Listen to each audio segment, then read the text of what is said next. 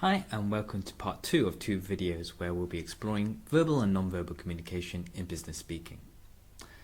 Remember the last video where you see a manager smiling and speaking enthusiastically as she tells her employees they're fired. The situation wasn't appropriate.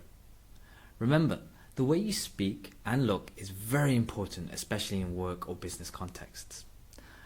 By the end of this video, you will be able to identify the different methods of non-verbal communication and utilize non-verbal communication strategies for effective business speaking. As mentioned before, business speaking situations can range from face-to-face meetings, interviews, presentations, public speaking, and phone calls. Here are a list of the most common and non-verbal communication methods. Remember, they enhance the message we are trying to convey, and they can demonstrate positive, negative, or neutral feeling, intentionally or unintentionally. So remember, we must be aware of how we use these. So how do we do this in the right way? Well, let's start with physical appearance. This can range from how you dress to how you style your hair, perhaps. The important thing to be aware of is you need to tailor your appearance to the appropriate situation, such as dressing in formal business wear in a job interview. Your eye contact with the audience is probably one of the most important types of nonverbal communication.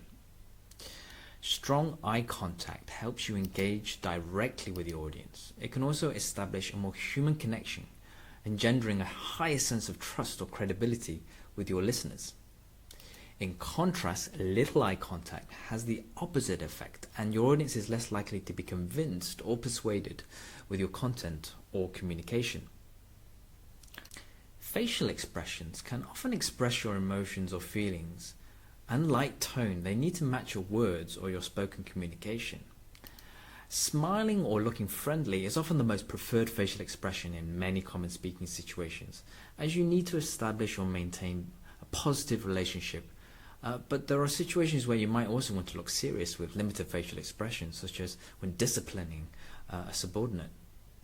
If you don't control your facial expressions, they may reveal your true emotions or intentions. For example, when you need to maintain a professional demeanor under a difficult or challenging situation, such as a high-level business negotiation, where you might need to show an expressionless poker face. How close you are to the audience or how you position yourself can also have an influential impact with your audience. Being close to your audience can create a more personal sense of communication as opposed to putting yourself in a position of authority, such as sitting above or far away from your audience. It has to match with your intended purpose or communication. For example, you might want to create a closer relationship with your employees by holding a town hall style meeting instead of within a formal public space, where you can get up close and personal with them. Next, body language can be used deliberately in many ways in meetings to presentations. Your use of body language is mainly from the upper part of your body, including whether or not you face your audience, your head movements, and your hand or body gestures. There are many body gestures, but they can be divided into natural ones, where we want to create a desired effect with the audience, such as sitting back with our legs crossed to make our audience feel relaxed or forthcoming. Or they can be deliberate, such as using hand gestures to point and refer to charts or slides in a business presentation. But the more control you are with your body language, the more confident and convincing you will look. Finally, using silence can be a powerful non-verbal communication tool. It's not commonly used, but many who do use it are usually in positions of authority. It's different to pausing and often is used to put your audience on the spot or show your audience that you're contemplating something. Steve Jobs was famous for using this tool on his employees to make them either feel under pressure so that they reveal their true thoughts, or they reveal everything and don't hide anything.